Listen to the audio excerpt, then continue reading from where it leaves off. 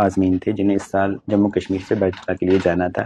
ان میں سے 480 جو تھے انہیں دہلی سے جانا تھا. الحمدللہ وہ جا چکے ہیں.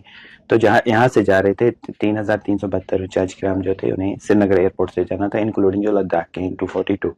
تو کل ملا کے 11 فلائٹس تھے یہ. تو 11 میں سے ابھی تک 5 فلائٹیں گئی ہیں. ایک فلائٹ 4 تاریخ کو پہلی فلائٹ تھی 178 اس میں گئی. اس کے بعد 14 کو جو شیڈولڈ فلائٹس 2 تھی. اس کے بعد 15 کو ایک شیڈول تھی، ایک ایڈیشنل دی گئی جس میں لداخ کے حجاج کرام یہاں سے مدینہ شریف کے لیے روانہ ہوئے.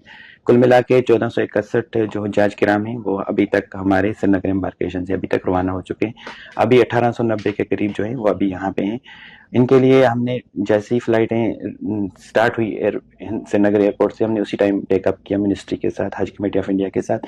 تو انشاءاللہ امید کرتے ہیں 2-3 دن میں انشاءاللہ جو نیا شیڈول آ جائے گا کہ ان حجاج کرام کو جو پینڈنگ ہے انہیں کب نکلنا ہے. امید کی جاتی ہے کہ انشاءاللہ ود ان ویک ٹائم یہ یہاں سے انشاءاللہ نکل جائیں گے.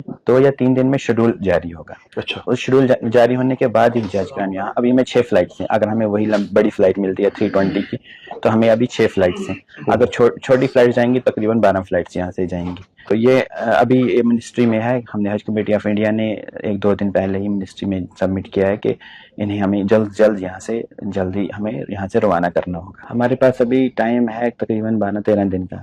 3 تاریخ سے 3 جون سے حج سٹارٹ ہوگا تو 1 جون تک ہمیں ٹوٹل انڈیا سے لاسٹ فلائٹ جو ہے 1 جون کو جائے گی. اچھا، تو اس حساب سے اچھا ٹائم ہے. لیکن اب حجاج کرام جو 19 کے بعد جائیں گے وہ مکہ مکرمہ جائیں گے جدہ سے ہو کر. اب مدینہ منورہ نہیں جائیں گے. لیکن ان کی واپسی جو جدہ سے جائیں گے ان کی واپسی مدینہ شریف سے ہوگی. تو جو ٹائم ان کا ہے جو ایز پر گائیڈ لائنس 40 ± 2 یعنی 38 سے 42-45 ڈیز کے درمیان ہی ان کا وہاں پہ ٹائم ہوگا. اس میں کمی نہیں ہوگی. اگر ان کی فلائٹ 19 کے بعد ہوئی، اگر ہم 18-19 سے اگر کوئی فلائٹ ہوتی ہے تو وہ مدینہ شریف جائے گا. 19 کے بعد اگر فلائٹس ہوئی تو وہ مکہ شریف ہی جائیں گے. پریشان ہونے کی ضرورت نہیں ہے. ایسی بات مطلب سب حجاج کرام پریشان ہیں کیونکہ فلائٹس کینسل ہوئی اور ابھی شیڈول نہیں ہو رہی. جو یعنی ہمیں 2 دن کا وقفہ بھی ہے، ایئرپورٹ بھی کھلا ہے، لیکن آگے ہمیں جو انتظامات کرنے ہیں جیسے مدینہ منورہ میں ابھی اگر ہم جائیں تو وہاں پہ ہمیں بلڈنگس ابھی بک کرنی ہے.